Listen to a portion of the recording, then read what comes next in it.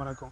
Physics, chemistry, maths, English, computer science இதெல்லாம் மட்டும் படித்தா பத்தாது. இனி வரும் காலங்களில் வந்து ஒவ்வொருத்தரும் வந்து அரசியல் படிக்கணும். அதனால் வந்து எல்லா பள்ளி மாணவர்களுக்கும் கல்லூரிகளிலும் வந்து பார்த்திங்கன்னா அரசியலை வந்து ஒரு பாடமாக வைக்கணும். அதே மாதிரி வந்து அடிப்படை சட்டம் இருக்கு இல்லைங்களா, லாஸ், அடிப்படை லாஸ், பேசிக் லாஸ் இருக்குல்ல, அதுவும் வந்து கட்டாய பாடமாக வைக்கணும். என்னது, அரசியலையும் பேசிக் லாஸையும் அடிப்படை சட்டங்களும் வந்து கட்டாய பாடமாக வைக்க வேண்டும். அரசியலுங்கிறது ஒவ்வொரு மனிதனுக்குள்ளேயும் போக வேண்டும். அரசியலுங்கிறது வந்து அப்படியே அப்படிலாம் எடுத்துக்காமல் இது வந்து ஜஸ்ட் ஒரு இயல்பாக இருக்கணும். எப்படி நம்ம இயல்பாக சாப்பிட்றோம், தூங்குகிறோம், வேலைக்கு போகிறோம், அதுமாதிரி வந்து அரசியல் வந்து ஒரு இயல்பாக ஒரு மனிதனுக்குள்ளேயும் போகணும். 18 வயசு வந்தால் ஓட்டு போகணுன்னு மட்டும் தான் தெரியுமே தவிர 18 வயசுக்கு வந்தால் அரசியலை பற்றி என்ன தெரியும்னா ஒன்றுமே தெரியாதுங்க. பிஎம்னா என்னென்னு தெரியாது, சிஎம்னா என்னென்னு தெரியாது. ஏதோ ஓட்டு போட சொன்னாங்க, ஓட்டு போடுறோம். எனக்கெல்லாம் 18 வயசு வந்தோன்னே நீ ஓட்டு போடலான்னாங்க. அப்போ தான் கேட்குறேன், நான் ஓட்டு போட்டால் என்ன ஆகும்?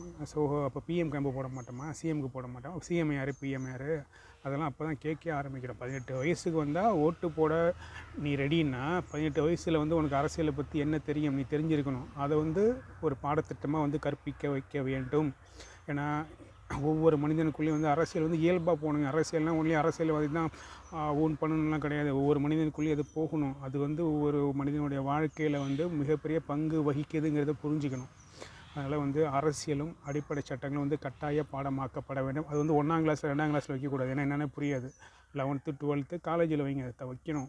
ஏன்னா இப்போ உங்களை எத்தனை, எனக்கு தெரியாதுங்க, உங்களை எத்தனை பேருக்கு வந்து சிஎம் கீழே யார், அடுத்து யார், அடுத்தது யார், அடுத்து யாருன்னு எத்தனை பேர் தெரியாது.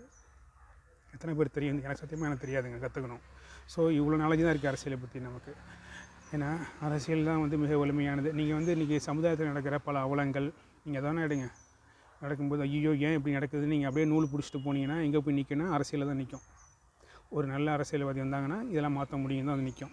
இப்போ வீட்டில் ஒரு பிரச்சனைனா குடும்ப தலைவன் நீங்கள் மாற்றிட முடியும், நீங்கள் கண்ட்ரோல் பண்ண முடியும். ஆனால் நாட்டில் ஒரு பிரச்சனைனா எப்படி சுற்றி முளைச்சி பார்த்தாலும் சரி, அது அங்கே தான் போய் நிற்கும்.